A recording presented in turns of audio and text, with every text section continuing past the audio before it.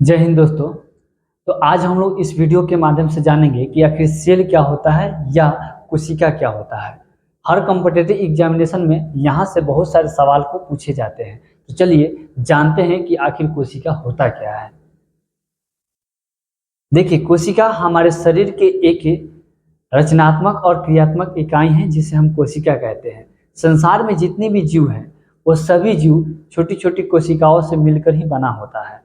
जैसे अगर जीवधारियों के आधारभूत संरचनात्मक और कार्यात्मक इकाई को ही हम कोशिका कहते हैं, ठीक है, जो संसार में सभी जीव छोटे छोटे कोशिकाओं से मिलकर ही बना होता है। जैसे फॉर एग्जाम्पल को समझेंगे कि अगर ईटा को बनाने के लिए हम लोग विभिन्न प्रकार की मिट्टी को एक साथ सान कर उसे एक आकृतियां में ढाल देते हैं, ठीक उसी प्रकार आटा को भी गेहूं के दाना को हम लोग पीस कर एक आटा बनाते हैं और आटा से रोटी बनाते हैं। सेम उसी प्रकार मानव के जितने भी मानव के जो शरीर होते हैं यह विभिन्न प्रकार के छोटी छोटी कोशिकाओं को मिलाकर ही एक मानव का निर्माण होता है, यानी जीव जंतु का निर्माण होता है। तो कोशिकाओं से मिलकर ही बना होता है।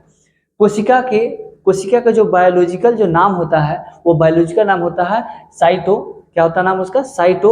और साइटो को जो अध्ययन जो किया जाता है, यानी कोशिका का जो हम अध्ययन करते हैं उसी को हम साइटोलॉजी कहते हैं। और यह एक जीवन का यानी कोशिका जो है जीव का क्या है, एक मूलभूत इकाई भी कहते हैं, यानी मूलभूत इकाई हमें कोशिका को कहते हैं। अब कोशिका को जो है यह हमारी कोशिका जो है इंग्लिश जो होता है वो सेल होता है, लेकिन इसका जो अर्थ होता है वो साइटो होता है, ठीक।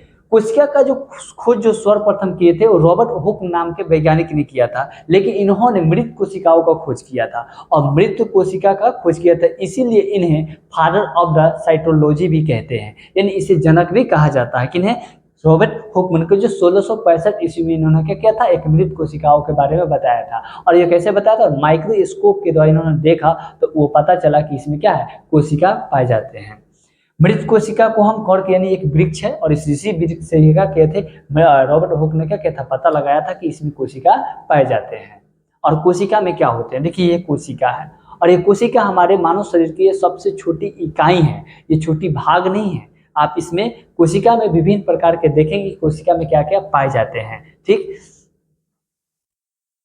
अब आते हैं कि सर्वप्रथम जीवित कोशिका का खोज किसने किया था। सर्वप्रथम जीवित कोशिका का जो खोज किया था वो 1674 ईस्वी में एंटिनो वान ल्यूक्लियोहक ने किया था। इन्होंने जीवित कोशिका का खोज किया था। मृत कोशिका का खोज रॉबर्ट हुक ने किया था, और लेकिन जीवित जो कोशिका का जो खोज किया था वो एंटिनो वान ल्यूवेल-हक ने किया था। सबसे बड़ी जो कोशिका है यानी पूरा ओवरऑल में जंतु और पादप में यानी सबसे बड़ी जो कोशिका था वो शुतुरमुर्ग का अंडा था, जो 170 mm से लेकर 135 mm तक था, ठीक। ये शुतुरमुर्ग देख सकते हैं, ये सबसे बड़ी कोशिका है। सबसे छोटी कोशिका ओवरऑल की बात करेंगे तो ओवरऑल में जो सबसे छोटी कोशिका था वो माइकोप्लाज्मा था। क्या था? माइकोप्लाज्मा।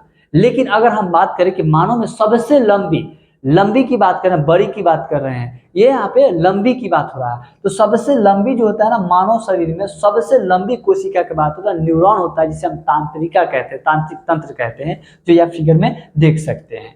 ये सबसे लंबी है, यानी मानव शरीर के सबसे लंबी की बात करेगा तो न्यूरॉन होगा, जिसे हम तांत्रिक तंत्र कहते हैं। अब यहाँ पे क्या है, सबसे लंबी कोशिका तांत्रिक कोशिका होती है। मानव शरीर में सबसे बड़ी कोशिका कह रहा है, यहाँ बड़ी है वो एक लंबी थी, तो लंबी और बड़ी में अंतर होता है। ये सबसे बड़ी कोशिका कह रहा है, तो सबसे बड़ी कोशिका जो होता है वो अंडाणु होता है, जो इस स्त्रियों में पाया जाता है, यानी ये स्त्री यानी फीमेल में पाए जाते हैं। और सबसे मानव के जो सबसे छोटी जो कोशिका होती है वो कोशिका शुक्राणु होती है, शुक्राणु होता है जो पुरुषों में पाया जाता है। ये शुक्राणु है जो पुरुषों में पाया जाता है, जो सबसे छोटी कोशिका है। और सबसे बड़ी कोशिका क्या है, तो वो अंडाणु होती है जो फीमेल में पाया जाता है। और सबसे लंबी की बात करिए, जो सबसे लंबा होगा वो कोशिका क्या है, तो वो तांत्रिक तंत्र है, जिसे हम न्यूरॉन कहते हैं। तो मानव शरीर में सबसे लंबी कोशिका तांत्रिक तंत्र न्यूरॉन होता है, लेकिन सबसे बड़ी कोशिका की बात करें तो वो क्या होता है, फीमेल में पाया जाता है, जिसे अंडाणु कहते हैं। और जो सबसे छोटी जो होता है मानव में वो क्या होता है जी, शुक्राणु होता है, जो पुरुषों में पाए जाते हैं। सबसे बड़ी पादप कोशिका यानी जो सबसे बड़ी जो होती है वो पादप कोशिका जो होती है वो कैल्फ्रो क्या है, टैक्सीफोलिया है, टैक्सीफोलिया है, जो सबसे बड़ी पादप कोशिका होती है। अब आखिर कोशिका में होता क्या क्या चीज है, तो देखिए कोशिका में क्या क्या चीज होते हैं। देखिए कोशिका में केंद्रक पाए जाते हैं, कोशिका झिल्ली पाई जाती है, जो केंद्रक के ऊपरी परत यानी एक झिल्ली की तरह रहती है, इसी को हम कोशिका झिल्ली कहते हैं। यह एक कोशिका केंद्रक के जस्ट नीचे जो होता है वो अंत प्रद्रव्य जालिका होती है, जो इस जलनुमा तरीका के आकृति होती है, और इसी में एक बुंदा बुंदा टाइप का ये जो देख रहे हैं इसे राइबोसोम कहते हैं। उसके बाद ये जो आप देख रहे हैं ये जो कोशिकाओं को टाइट करके रखता है, गिरने नहीं देता है, वो टार्ककाय होती है, ठीक है। और कोशिका द्रव जो कोशिका के अंदर पाए जाते हैं, माइटोकॉन्ड्रिया जो हमारे यहाँ पे ये जो देख रहे हैं फिगर, ये माइटोकॉन्ड्रिया है, और ये हमारा जो है वो लाइसोसोम है, ठीक है। तो इन सारी चीजों के बारे में, ये सब कोशिका के ही भाग है, यानी कोशिका के अंदर पाए जाते हैं। तो ये कोशिका एक छोटी इकाई नहीं है, यानी छोटी नहीं है, छोटी इकाई है, ठीक है। कभी भी कोशिका का ये मत समझिए कि कोशिका सबसे छोटी भाग है, ये एक इकाई है, इसके अंदर भी बहुत सारी चीज होते हैं जो आप देख सकते हैं। अब आते हैं कोशिका सिद्धांत क्या होता है, सेल थ्योरी। देखिए सेल थ्योरी क्या होता है, दो जर्मन वैज्ञानिक एम जे स्लाइडेन ने और के वनस्पति और थियोडो ने जंतु वैज्ञानिकों को क्या किया, कोशिका सिद्धांत दिया। और यह कोशिका सिद्धांत इनके देने की ये प्रमुख बातें भी हैं, प्रमुख बातें हैं। सबसे पहला जो बात था वो प्रत्येक जीव की उत्पत्ति एक कोशिका से होती है, यानी जितने भी जीव हैं, ये सारे जीव का जो उत्पत्ति हुआ है यह कोशिका से हुआ है। अगर मानव शरीर की बात करें तो ये विभिन्न प्रकार की कोशिकाओं को मिलकर ही बना हुआ है। तो जब कोशिका बना है तो जितने भी जीव होंगे ये सभी जीव कोशिका को ही उत्पत्ति है, यानी कोशिका से मिलकर बना है। सभी जीव कोशिकाओं से ही बने होते हैं, यानी जीव जितने भी है सभी कोशिका से मिलकर बनते हैं। प्रत्येक जो कोशिका होती है वो स्वतंत्र होती है, किंतु सभी मिलकर किसी कार्य को क्या करती है, संपन्न भी करती है, यानी सभी कोशिका आपस में मिलकर किसी भी कार्य को संपन्न करती है। प्रत्येक कोशिका में केंद्रक होता है, यानी जितने भी कोशिका होती है वो केंद्रक होता है, केंद्रक पाए जाते हैं। और यह कोशिका सभी कार्यों के लिए क्या करता है, नियंत्रित भी करता है। जैसे फॉर एग्जांपल आपके घर में आपके माता पिता और आप 4 भाई बहन हैं, तो जितने भी अगर 6-7 एक फैमिली है आपका, उस फैमिली में अगर मालिक की बात करें तो आपके मम्मी हो या पिताजी हो। अगर पिताजी मालिक है तो आप कहीं भी जाएंगे तो अपने पिताजी से अनुमति लेके जाएंगे, यानी वो आपको नियंत्रित करके रखेंगे कि आप उनसे उनके दायरा में ही रहे। तो सेम उसी प्रकार कोशिका जो होती है, कोशिका के अंदर एक केंद्रक पाया जाता है जो मुख्य भाग होता है, और केंद्रक क्या करता है, सभी कोशिकाओं के अंदर जितने भी लोग हैं उन सारे लोगों को क्या करता है, नियंत्रित करके रखता है, संभाल कर रखता है। जैसे आपके पिता आपको संभाल कर रखते हैं, आपकी जाने आने खाने पीने सभी सारी चीजों की टेंशन आपके गार्जियन का होता है, सेम उसी प्रकार वो नियंत्रित जो काम करता है कोशिका के अंदर वो आपका केंद्रक करके रखता है। और केंद्रक जो होता है वो केंद्रक, ये आपका केंद्रक है, और यही जो है सारी कोशिकाओं के अंदर जितने भी हैं उन सारी को नियंत्रित करके रखने का काम कोशिका करता है। अब कोशिका झिल्ली क्या होता है, देखिए कोशिका झिल्ली, कोशिका के सभी अवयव एक पतली झिल्ली के द्वारा घिरे रहती है, इसे ही हम झिल्ली को कोशिका झिल्ली कहते हैं। यानी एक कोशिका है और कोशिका के एक आड़ी से क्या है, ये पतली झिल्ली की तरह घिरी हुई रहती है, ठीक है। जालनुमा आकृति है जो झिल्ली की तरह, झिल्ली की तरह क्या है, ये चारों तरफ से घिरी हुई रहती है, इसी को हम कोशिका झिल्ली कहते हैं। कोशिका झिल्ली जो होते हैं, कोशिका झिल्ली को हम प्लाज्मा झिल्ली भी कहते हैं, यानी कोशिका झिल्ली को ही हम प्लाज्मा झिल्ली कहते हैं। यह जंतु कोशिका और पादप कोशिका दोनों कोशिकाओं में पाए जाते हैं। जंतु कोशिका यानी जो जीव जंतु होते हैं, पादप कोशिका जो पेड़ पौधे होते हैं, तो ये दोनों से प्राप्त होते हैं, यानी दोनों में पाए जाते हैं, जंतु कोशिका में भी और पादप कोशिका में भी। यह अर्धपरागीय झिल्ली भी होती है, यह अर्धपरागीय झिल्ली होती है, यानी यह कोशिका के अंदर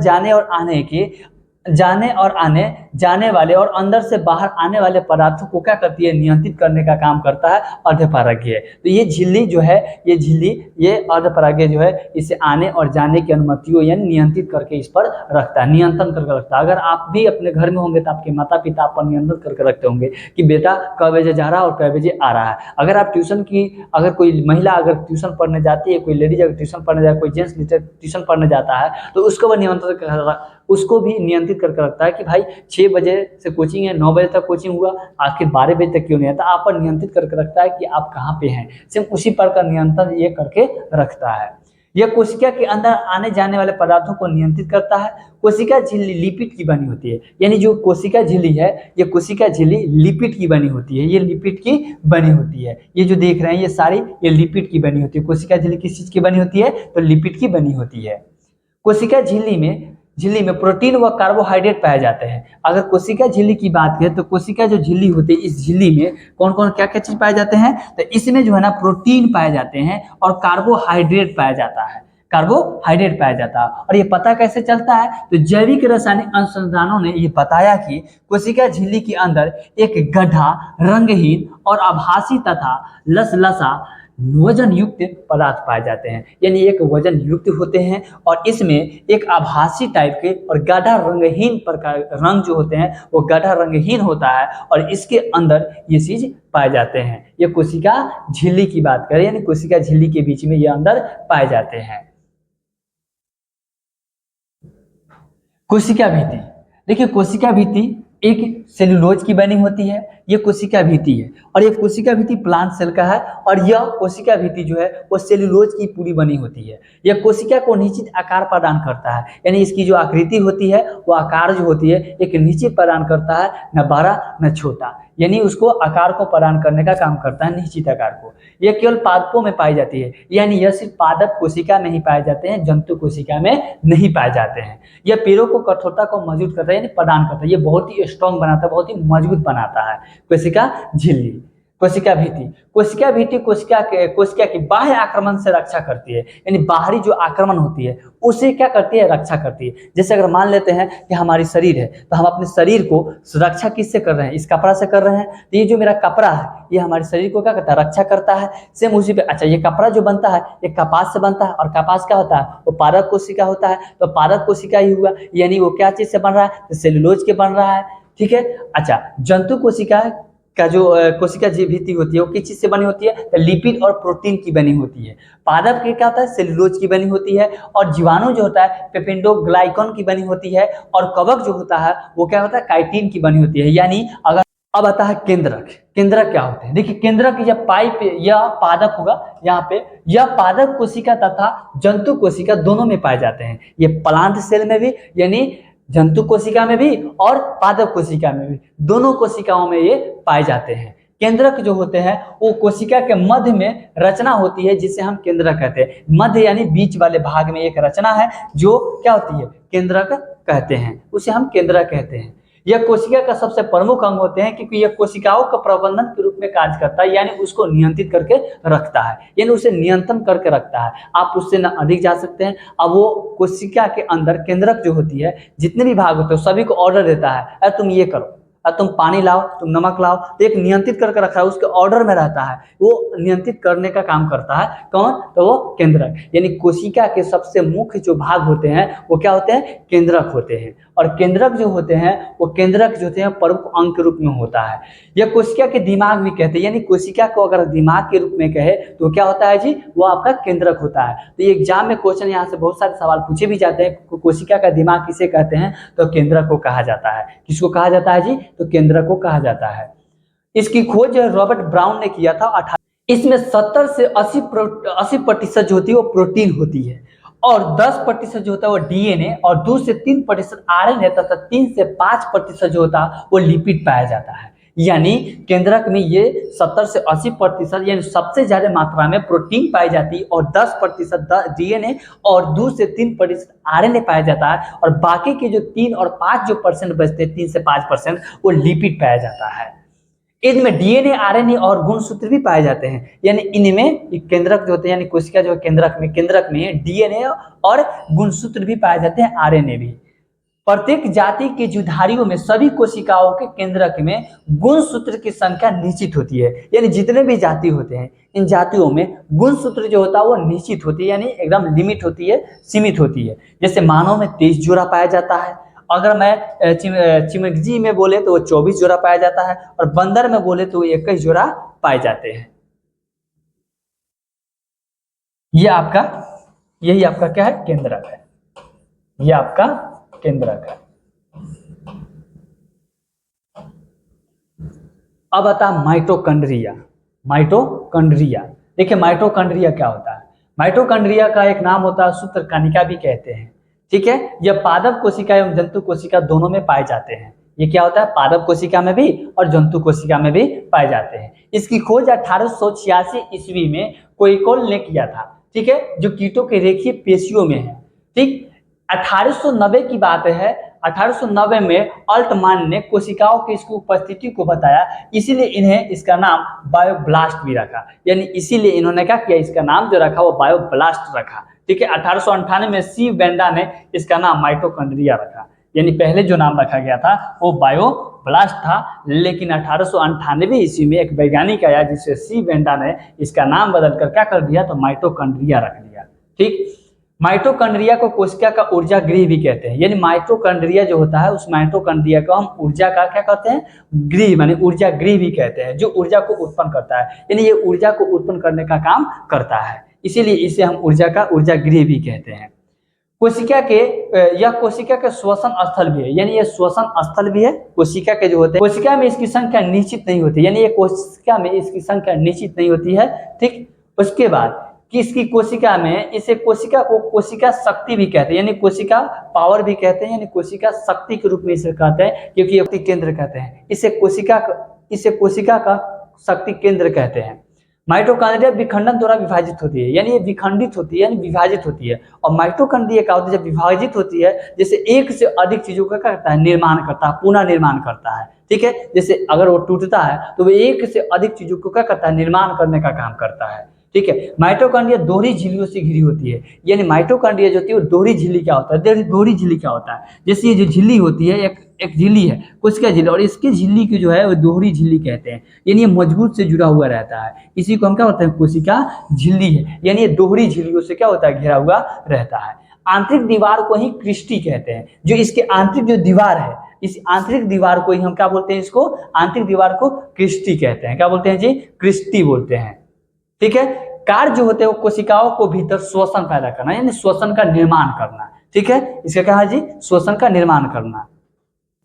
अब आते हैं राइबोसोम की बात करते हैं। देखिए राइबोसोम यह पादप एवं जंतु कोशिकाओं दोनों में पाए जाते हैं, यानी पादप में भी पाए जाते हैं और जंतु कोशिका में भी पाए जाते हैं। इसकी खोज जोर्गो ई प्लैग्लो ने किया था। यह कोशिका का सबसे छोटी अंग होते हैं। यानी ये जो कोशिका है, कोशिका का जो सबसे छोटा अंग होता है वो कौन होता है, राइबोसोम होता है। ठीक है, कौन होता है जी, राइबोसोम होता है। यह राइबो न्यूक्लिक एसिड यानी आरएनए तथा नमक, अम्ल व प्रोटीन की बनी होती है। यानी अगर राइबोसोम जो बनी होती है वो क्या होता है, प्रोटीन की बनी होती है, और अम्ल या प्रोटीन की बनी होती है, या आरएनए नामक अम्ल प्रोटीन की बनी होती है। इसे प्रोटीन की फैक्ट्री भी कहा जाता है, क्योंकि ये प्रोटीन की बनी होती है इसलिए प्रोटीन देती है, इसलिए हम क्या बोलते हैं, इसे कोशिका का प्रोटीन का क्या बोलते हैं, फैक्ट्री भी कहते हैं। तो कहेंगे कि अगर फैक्ट्री की बात करेगा तो प्रोटीन की फैक्ट्री किसे कहा जाता है, तो राइबोसोम को कहा जाता है। ठीक, ये राइबोसोम होगा। राइबोसोम ये आपका राइबोसोम होगा। राइबोसोम दो प्रकार के होते हैं। सबसे पहला एस 70S और यहाँ पे 80S, यानी एस मतलब होता है स्पेंडोवर्क्स इकाई होते हैं, वर्ष इकाई होते हैं।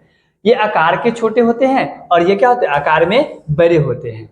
उदाहरण के तौर पर इसे माइटोकॉन्ड्रिया बैक्टीरिया हो जाएंगे, और इसमें क्या हो जाएंगे, विकसित पौधे और जंतुओं में हो जाएंगे। यानी यह माइटोकॉन्ड्रिया में पाए जाते हैं। जैसे ये लार्ज समिट है और ये स्मॉल समिट है, और ये लार्ज और स्मॉल समिट क्या होता है, कंप्लीट जो होता है वो राइबोसोम का निर्माण करता है। यानी ये दोनों मिलकर, एक बड़ी होता है और एक छोटे होते हैं, और ये दोनों मिलता है तो क्या करता है, एक राइबोसोम, कंप्लीट जो राइबोसोम होता है उसका यह निर्माण करता है। ठीक है, अब आता है लाइसोसोम। लाइसोसोम क्या होते हैं, देखिए लाइसोसोम की खोज सर्वप्रथम लाइसोसोम का जो निर्माण किए थे वो क्रिस्टियन डी डेवो ने किया था। यह सिर्फ जंतु कोशिका में पाए जाते हैं, यानी ये सिर्फ जंतु कोशिका में ही पाए जाते हैं, ये पादप कोशिकाओं में नहीं पाए जाते हैं। ये कोशिका के अंदर पाचन का कार्य करता है, यानी ये पचाने का कार्य करता है। जैसे अगर मान लो भर पेट थरिया खा लीजिएगा तो खाने के बाद में अगर पचाएगा ना कोई भी, तो कोई पचाने का काम जो करता है वो कौन करता है आपका, यह कोशिका का पचाने का काम लाइसोसोम करता है। ठीक है, ये पचाने का काम करता है।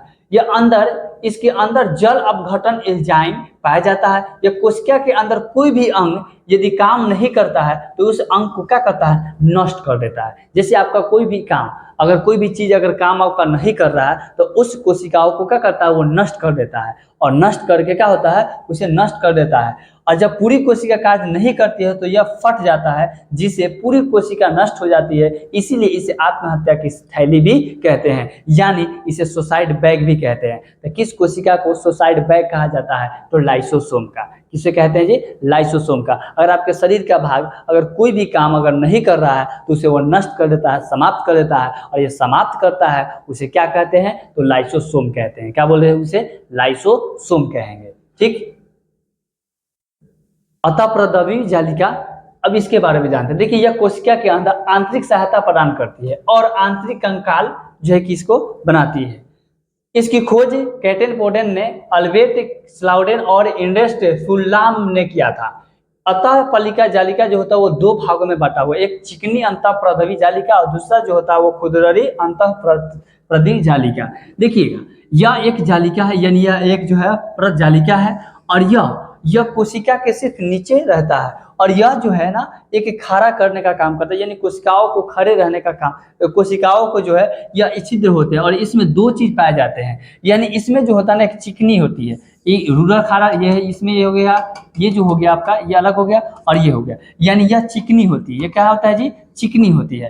तो क्या कहता है, इसे हम ASER भी कहते हैं और इसे RER भी कहते हैं। इसे क्या बोलते हैं जी, RER भी कहते हैं। ये कोशिका में कार्बोहाइड्रेट तथा वसा के संश्लेषण में सहायक प्रदान करता है। क्या चीज करता है जी, यह कोशिकाओं में कार्बोहाइड्रेट तथा वसा के संश्लेषण में सहायता प्रदान करता है और इसमें राइबोसोम नहीं पाए जाते हैं। यानी अगर चिकनी अंतःप्रद्रवी जो जालिका होती है उसमें कोई भी राइबोसोम नहीं पाए जाते हैं। लेकिन अगर बात करें यहाँ पर जो खुरदरी जो अंतःप्रद्रवी जालिका है, इसमें क्या होता है, राइबोसोम प्रोटीन संश्लेषण की सहायता करता है। और साथ ही साथ खुरदरी अंतःप्रद्रवी जालिका जो होती है उसके बाहरी झिल्ली के ऊपर छोटे छोटे कण रहते हैं जिन्हें हम राइबोसोम कहते हैं। यानी उसके जो झिल्ली होती है उसके झिल्ली पर एक छोटे छोटे क्या होते हैं, कण पाए जाते हैं। इसी कण को हम क्या बोलते हैं, तो इसे राइबोसोम, जिसके कारण हम इसे राइबोसोम कहते हैं। यानी उसके ऊपर जो होता है वो राइबोसोम होता है। अगर मान लेते हैं कि ये जो परिजालिका है और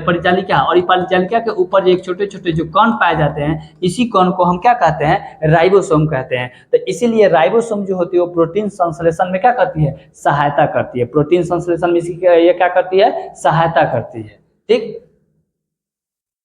अब आते हैं गल्जिकाए। ठीक है, गल्जिकाए। देखिए यह क्या होता है, इसकी खोज कैमिलो गोल्जी ने किया था जो 1898 ईस्वी, जो इटली के वैज्ञानिक थे। ठीक है, यह सूक्ष्म नलिकाओं समूह एवं थैलियों का बना होता है। यानी यह जो होते हैं वो सूक्ष्म नालिका समूह एवं थैलियों की बनी होती है। यह पदार्थों के परिवहन करता है, अर्थात यातायात में सहायता प्रदान करता है। इसीलिए यातायात प्रबंधन भी कहते हैं। जैसे अगर मान लेते हैं कि हमारी कोई कोशिका अगर काम नहीं करता है तो कहीं से कोई कोशिका को पूरा करने के लिए यातायात की जरूरत होती है। जैसे परिवहन क्या होता है, तो परिवहन होता है एक जगह से दूसरी जगह किसी चीज को ले जाना। तो हमारी कोशिकाओं में भी जब हमारी एनर्जी खत्म, जैसे मान लेते हैं अगर हम बोल रहे हैं तो हमारी जो जीभ है, तो हमारी जीभ की जो शक्ति अगर बोलते बोलते का और थक करने लगेंगे तो ये जो बोलने की जो शक्ति है समाप्त हो जाएगी। तो यहाँ से हमारी कोशिकाओं को क्या कर रही है, रिफर करेगी। और जब ये कोशिकाओं का क्या करती है, जब ज्यादा मतलब करेगी तो यह यातायात की काम, एक जगह से दूसरी जगह ले जाने का जो काम करता है उसी को हम क्या बोलते हैं, ग्लाइकोल के कहते हैं, गल्जिकाए कहते हैं। और यह जो होता है यह यातायात के प्रबंधन के रूप में काम करता है, यानी इसे हम परिवहन कहते हैं। इसीलिए इस कोशिका को हम ट्रैफिक पुलिस मैन भी कहते हैं, यानी इस कोशिका को हम ट्रैफिक पुलिस मैन भी कहते हैं। तरकाए, इसकी खोज बोबरी ने किया था। ठीक है, इसकी खोज किसने किया था, बोबरी ने किया था। यह केवल जंतु कोशिका में ही पाए जाते हैं, यह सिर्फ जंतु कोशिका में पाई जाती है। बेलन जैसी रचना होती है, यानी एक बेलन की आकृति की जैसा इसकी रचना होती है, जैसे आप यहाँ पे देख सकते हैं। ये जो फिगर है आप देख सकते हैं। ठीक है, ये क्या है, सेंट्रोसेम का है। ठीक है, तो इसका जो सेंट्रोसेम है यह केवल होती है, यह केंद्रक के पास मौजूद रहती है। यानी ये जो केंद्रक है, जस्ट इस केंद्रक के पास यहाँ पे देखिए आप ये आकृति देख सकते हैं कि इसी के अंदर ये क्या होती है, इसके जस्ट मौजूद रहता है। ये केंद्रक और ये केंद्रक के जस्ट बगल में क्या ये मौजूद रहती है। ये कोशिका विभाजन में सहायता करता है, यानी ये कोशिका के जो विभाजन होती है इसमें क्या करती है, सहायता करने का काम करता है। तरकाय के अंदर में एक या दो कण जैसे रचना होती है जिसे सेंट्रियोल भी कहते हैं, सेंट्रियोल भी कहते हैं, सेंट्रियोल भी कहते हैं। अब बता रसधानी, रसधानी क्या होता है? रसधानी को रिटिका भी कहते हैं। यह निर्जीव रचना है, इसमें तरल पदार्थ भरा होता है जो कि एक झिल्ली से घिरा होता है, यानी वो एक झिल्ली होती है, इन झिल्लियों से क्या किया जाता है, इसमें घिर दिया जाता है। रसधानी में एक प्रकार का द्रव्य पाया जाता है जिसे कोशिका रस कहते हैं, यानी रसधानी में एक कोशिका द्रव्य पाया जाता है जिसे कोशिका रस कहते हैं। कोशिका रस जल, खनिज, लवण, कार्बोहाइड्रेट इत्यादि के रूप में भी पाए जाते हैं, यानी इसमें रसधानी में एक प्रकार के जो द्रव्य होते हैं उसे कोशिका रस कहते हैं, और ये रस जो होता है वो कोशिकाओं के जल के रूप में पाए जाते हैं, खनिज के रूप में पाए जाते हैं, लवण के रूप में पाए जाते हैं, कार्बोहाइड्रेट के रूप में पाए जाते हैं। ठीक है, रसधानी जंतुओं में छोटी होती है, रसधानी जो होती है जंतुओं में बहुत ही छोटी होती है, माने बहुत छोटा भाग होता है, तथा पादपों में जो होता है वो बहुत ही बड़ी होती है। ठीक है, अमीबा में यह खाद्य धानी के रूप में भी कार्य करती है। यह पादप कोशिका में प्राय एक ही होती है एवं कोशिका को 50 से लेके 90% के बीच में भाग में घेरती है, जबकि जंतु कोशिका में यह अनुपस्थिति रहती है, यानी इसमें उपस्थित नहीं रहता है। तो ये पादप कोशिका में ही रहता है, जंतु कोशिकाओं में ये नहीं रहता है। ठीक है, ये कोशिका का भाग रहता है, जबकि जंतु कोशिका में इसकी उपस्थिति नहीं होती है। राजधानी एकल झिल्लियों के आवृत्ति होती है जिसे टेनोप्लास्ट भी कहते हैं, यानी राजधानी जो होती है वो एकल झिल्ली होती है और एकल झिल्ली की आवृत्ति होती है जिसे हम टोनोप्लास्ट के नाम से जानते हैं, यानी टोनोप्लास्ट भी इसे कहते हैं। ये आपका फिगर जो है ये आपका क्या चीज का है, रसधानी का है। ये क्या चीज का है जी, रसधानी का है। ठीक है, अब आते हैं लवक। लवक आखिर क्या होता है? देखिए, लवक ये सिर्फ पादप कोशिकाओं में ही पाया जाता है। जो रंगों के आधार पर लवंग के 3 भाग होते हैं। पहला जो है वो हरित लवक, दूसरा अवर्णीय और तीसरा था वर्णीय लवक। पहला जो है हरित लवक के बारे में जानते हैं। यह भोजन का निर्माण करता है और ये पत्ती जो होते हैं, पत्ती तथा तनों में पाए जाते हैं। इनके अंदर एक हरे रंग का क्या होता है, पर्ण हरित पाया जाता है। इसी के कारण इसी की सहायता से पौधे प्रकाश संश्लेषण करता है। अगर कोई पौधे जो प्रकाश संश्लेषण करते हैं ये हरित लवक के कारण ही प्रकाश संश्लेषित करते हैं। हरित लवक को पादप कोशिका की रसोई भी कहते हैं, यानी पेड़ पौधे की रसोई भी कहते हैं। जैसे पेड़ पौधे हरित लवक से अपनी पत्तियों के द्वारा भोजन बनाते हैं, तो वही कह रहा है हरित लवक को ही हम क्या कहते हैं, पादप कोशिकाओं को क्या कहते हैं, रसोई कहते हैं। तो कहेगा किस कोशिका के लवंग को, पादप कोशिका को रसोई घर कहा जाता है? तो हरित लवक को, क्या चीज को, हरित लवक को। यहाँ से बहुत सारे सवाल भी क्वेश्चन पूछे भी गए हैं।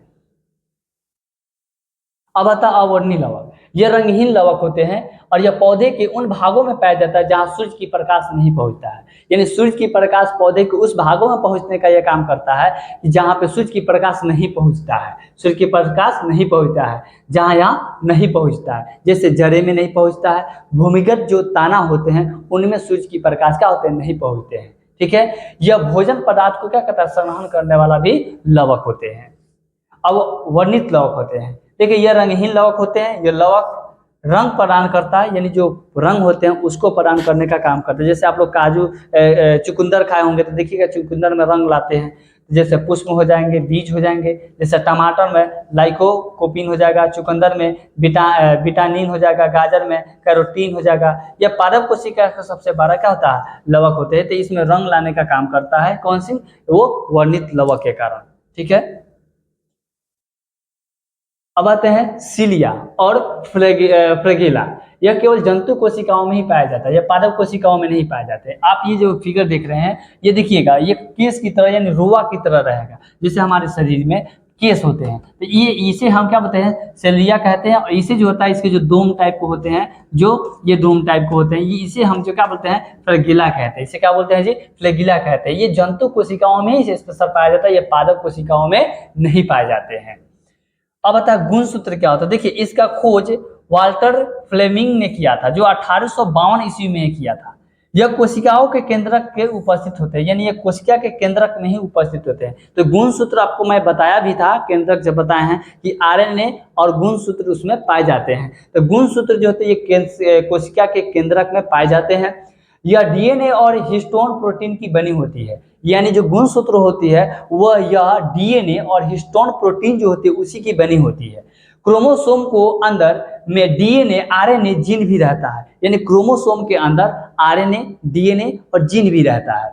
मानव में गुणसूत्र जो होते हैं वह केंद्रक में 46 पाए जाते हैं, लेकिन जोड़ा की बात करें तो 23 जोड़ा पाए जाते हैं। बंदर में 21 जोड़ा और चिंपांजी में जो पाए जाते हैं वो 24 जोड़ा पाए जाते हैं। कितने जोड़ा पाए जाते हैं? 24 जोड़ा पाए जाते हैं। लेकिन मेल में बात करते हैं, मेल में 42 जो होते हैं ये सेम डिफरेंट होते हैं, यानी मेल में अगर 46 जो केंद्रक होते हैं, केंद्रक जो मानव में 23 जोड़ा पाए जाते हैं, 23 जोड़ा पाए जाते हैं। इस 23 जोड़ा में, यानी 23 जो जोड़ा होते हैं उस 23 जोड़ा में 44 जो होते हैं, यानी 22 जोड़ा जो होती है वो सेम होता है मेल और फीमेल में। लेकिन दो जो जोड़ा माने दो जो होती है वो अलग होती है। एक जैसे पुरुषों में बात करें तो पुरुषों में जो होता है वो X और Y होता है, लेकिन फीमेल की बात करें यानी फीमेल की बात करें, महिला की बात करें तो उसमें X और X होता है। इसमें X और Y होंगे लड़के में, लेकिन लड़कियां में जो होती है वो X और X होता है।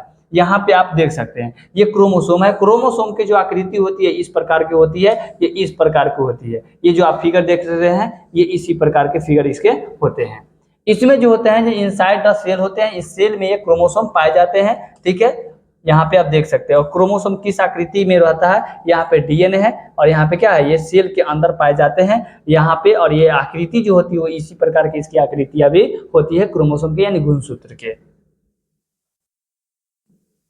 कोशिका ये सबसे छोटा अंग नहीं है, यानी ये सबसे छोटा अंग नहीं है। देखे हैं कि कोशिका जो है, एक कोशिका में क्या क्या चीज होते हैं। ये सबसे छोटा अंग इसको नहीं कहेंगे, ये गलत होगा। लेकिन सबसे छोटी इकाई की बात करें तो ये सही होगा, क्योंकि ये सबसे छोटी इकाई होती है। अब आता है जंतु कोशिका और पादप कोशिका। कोशिका और यहाँ पे क्या है, पादप कोशिका। देखिए जंतु कोशिका और पादप कोशिका में अंतर की बात करते हैं। देखिएगा, इसमें ये गोलाकार होता है, यह गोलाकार आकार का होता है, ये चौकार होता है। ठीक है, इसमें सिलिया और लाइबोसोम और फ्रेगिला पाए जाते हैं। और इसमें क्या होता है, कोशिका भीति होती है, इसमें लौंग होता है और इसमें क्या होता है, रसधानी बड़ा होता है। इसका रसधानी जो बड़ा होता है, इसका क्या होता है, छोटा होता है। लेकिन अगर बात करें डिफरेंट, यानी इसमें भी केंद्रक होते हैं, तो पादप कोशिका में भी केंद्रक पाए जाते हैं और जंतु कोशिका में भी केंद्रक पाए जाते हैं। कोशिका झिल्ली इसमें भी पाए जाते हैं और इसमें भी पाए जाते हैं। माइटोकॉन्ड्रिया इसमें भी पाए जाते हैं और इसमें भी पाए जाते हैं। राइबोसोम इसमें भी पाए जाते हैं और इसमें भी पाए जाते हैं। ग्लाइकोजिन इसमें भी पाए जाते हैं और इसमें भी पाए जाते हैं। रसधानी इसमें भी पाए जाते हैं और इसमें भी पाए जाते हैं। तरकाय इसमें भी पाए जाते हैं और इसमें भी पाए जाते हैं, यानी ये दोनों में पाए जाते हैं। तो हमने यहाँ पे अंतर डिफरेंट बता दिया है कि जंतु कोशिका में गोला आकार का ये होता है, ये पादप कोशिका चौकार आकृति का होता है। जंतु कोशिका में सिलिया पाया जाता है, लाइबोसोम पाए जाते हैं, इसमें कोशिका भीति पाई जाती है, इसमें फ्रंगीला पाए जाते हैं, इसमें जो लवक पाए जाते हैं, इसका राजधानी बड़ा होता है, इसका राजधानी छोटा होता है। और ये दोनों में पाए जाते हैं, यानी पादप कोशिका में भी पाए जाते हैं और जंतु कोशिका में पाए जाते हैं। तो पादप कोशिका और जंतु कोशिका में केंद्रक पाए जाते हैं। पादप कोशिका और जंतु कोशिका में माइटोकॉन्ड्रिया पाए जाते हैं। पादप कोशिका और जंतु कोशिका में राइबोसोम पाए जाते हैं। पादप कोशिका और जंतु कोशिका में ग्लाइकोजिन भी पाए जाते हैं। पादप कोशिका और जंतु कोशिका में राजधानी भी पाए जाते हैं और जंतु कोशिका और पादप कोशिका में। सेल को दो भागों में बांटा गया है, एक में कहता है प्रोकैरियोटिक सेल और दूसरा होता है यूकेरियोटिक सेल। प्रोकैरियोटिक सेल यहाँ पे देख सकते हैं और यूकेरियोटिक सेल यहाँ पे देख सकते हैं। इसमें होता क्या चीज है, ये सबसे छोटी सेल है और ये सबसे बड़ी सेल है। यह श्वसन में जीव द्रव्य से होती है और ये जो होता है वो माइटोकॉन्ड्रिया से होती है। यहाँ इसमें सिलिया प्रोकैरियोटिक सेल जो होता है उसमें सिलिया पाया जाता है, इसमें यूकेरियोटिक में भी सिलिया पाए जाते हैं। ये दोनों में पाए जाते हैं, फ्रैगिला पाए जाते हैं, डीएनए पाए जाते हैं इस दोनों में। और उसके बाद ये दोनों में जीव द्रव्य पाए जाते हैं, इस दोनों में प्रकाश संश्लेषण पाए जाते हैं, इस दोनों में झिल्ली पाई जाती है। लेकिन राइबोसोम की बात करें तो राइबोसोम इसमें 70 एस पाए जाते हैं और इसमें 80 एस पाए जाते हैं। कोशिका भीति की बात करें तो इसमें शुक्लेश रहते हैं और इसमें जो होता है पेप्टिडो क्या होते हैं, ग्लाइकन होते हैं। ठीक है, इसमें भी केंद्र होते हैं, इसमें भी केंद्रक होते हैं। और यह जो होते हैं ये श्वसन को माइटोकॉन्ड्रिया से होती है और उसका जो श्वसन होता है वो जीव द्रव्यों से होती है। ठीक है, अब आते हैं इसमें समझते हैं। समानता आकार जो होता है वो छोटा होता है इसमें और इसका समानता आकार बहुत ही बड़ा होता है। केंद्रक झिल्ली केंद्रीय झिल्ली से घिरा हुआ नहीं होता है, और केंद्रक द्रव्य केंद्रीय झिल्लियों के द्वारा क्या होता है, घिरा रहता है। मात्र एक जो होते हैं गुणसूत्र पाए जाते हैं, लेकिन इसमें एक से अधिक गुणसूत्र पाए जाते हैं। इसमें केंद्रक नहीं पाए जाते हैं, केंद्रक पाई जाती है। झिल्लियों से बने कोशिका कंग नहीं पाए जाते हैं, और झिल्लियों से बने कोशिका कंग क्या होते हैं, इसमें पाए जाते हैं। कोशिका विभाजन विखंडन या मुकुल द्वारा होता है, और इसमें जो होता है कोशिका विभाजन समसूत्र और अर्धसूत्रों को विधियों के द्वारा होता है। डीएनए कोशिका के द्रव्य स्थित होते हैं, और इसमें डीएनए केंद्रक में स्थित होते हैं। इससे माइटोकॉन्ड्रिया अनुपस्थिति होते हैं, इससे माइटोकॉन्ड्रिया उपस्थित होते हैं। ठीक है, तो ये आप जाने आज की इस क्लास में कि कोशिका क्या होता है, और कोशिका के सारे डिटेल्स इस वीडियो के माध्यम से मैंने आपको बताया है। अगर आपको इसको पीडीएफ चाहिए तो आप टेलीग्राम चैनल पर जाकर वहां से आप इस वीडियो को पूरा ले सकते हैं। तो आप इस टॉपिक को पढ़ें, और इनसे रिलेटेड जितने भी सारे क्वेश्चन से, इन सारी टॉपिकों से रिलेटेड जितने भी क्वेश्चन आएंगे कॉम्पिटिटिव एग्जामिनेशन को लेकर, खास करके बीपीएससी 69 से लेकर, और जो अभी आगामी जो परीक्षा होने वाले हैं उन सारे टॉपिकों से जितने भी सारे क्वेश्चन आएंगे, उन सारे क्वेश्चन को मैंने आप लोगों को जो है कि कवर करा देंगे, और आप लोग उस कवर करके इसको पढ़कर अपनी पूरी कंप्लीट कर सकते हैं। तब तक के लिए इतना ही, फिर मिलेंगे अगले वीडियो में। जय हिंद, जय भारत।